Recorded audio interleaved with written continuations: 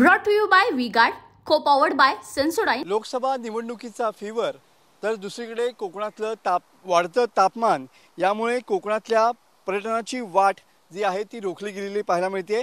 रत्नागिरी जिल्ह्यातील सर्वच पर्यटन स्थळावरची पर्यटकांची संख्या जी आहे ती रोडावलेली पाहायला मिळते। अनेक पर्यटन स्थळ या ठिकाणी पर्यटन अभावी या ठिकाणी ओस पडलेली पाहायला मिळतात। रत्नागिरी, गणपतीपुळे, मालगुण,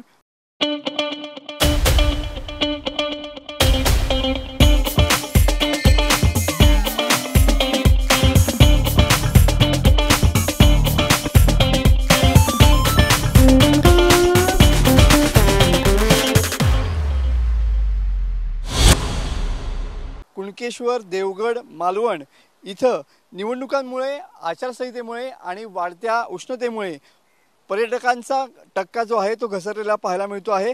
लोकसभा निवडणुका आहेत, यामध्ये मतदानाचा हक्क करण्यासाठी सध्या पर्यटक जो आहे तो पर्यटनासाठी बाहेर पडलेला नाहीये।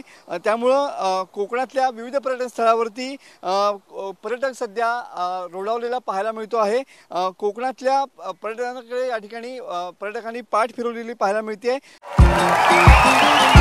देखिए, उनका काम है अफवाह से गर्मी बढ़ाना और हमारा काम है माहौल को ठंडा रखना। हमारा नेता कैसा हो जो माहौल को रखे ठंडा वैसा हो। अब की बात वी-गार्ड एयर कूलर का चमत्कार। निवडणुकांसोबत वाढत्या उष्णतेचा देखील परिणाम जो आहे तो पर्यटन क्षेत्रावरती झालेला पाहायला मिळतोय। सध्या कोकणात तापमानाचा पारा हा 42-43 अंशाच्या वरती गेलेला आहे। तसंच रत्नागिरी जिल्ह्यातील MTDCची निवासस्थानकं सुद्धा जी आहेत ती जवळपास अवघी 65% एवढीच फुल झालेली आहेत। नाहीतर ही आरक्षणं जी आहेत ती मे महिन्यामध्ये हाऊसफुल असतात। तर शासकीय कर्मचाऱ्यांचं सुद्धा या ठिकाणी निवडणुकीनंतरच पर्यटन या ठिकाणी पाहायला मिळणार आहे। उष्मा आणि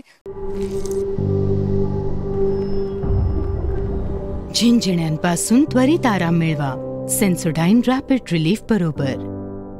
निवडणुका यामुळं याचा परिणाम पर्यटनावरती झालेला पाहायला मिळतोय आणि त्याचमुळं सध्या जे पर्यटनावरती अवलंबून असणारे व्यवसाय आहेत ते सुद्धा या ठिकाणी खूप हतबल झालेले पाहायला मिळत आहेत।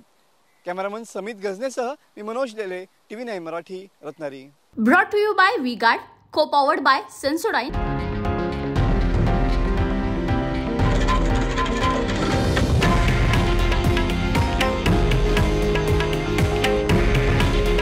हे आहे देशातील नंबर 1 न्यूज नेटवर्क आणि आपण पाहत आहात TV9 मराठी।